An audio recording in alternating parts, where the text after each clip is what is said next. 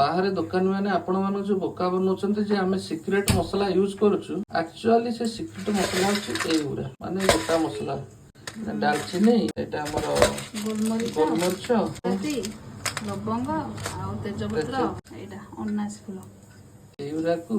2 दिन तक पूरा खरा रे सुखा है कि भजा है कि ताको बटा है जो बस गरम मसला रेडी तापर ताको कोहाई जो सीक्रेट मसला बड़ा लागे ए गोटा मसला को प्राय सब दुकान व्यवहार करछन आ जहां भी पचार दबो एटा की मसला संग संग कहबे एटा सीक्रेट मसला ताको टिके हल्का आचार टिके बेसरे 2 ରୁ 3 मिनिट गोटे मिनिट लेले हो कारण ये ऑलरेडी इतने खरा रे माने सुका है जे पूरा खड़खड़ है कि अछि पूरा पालिश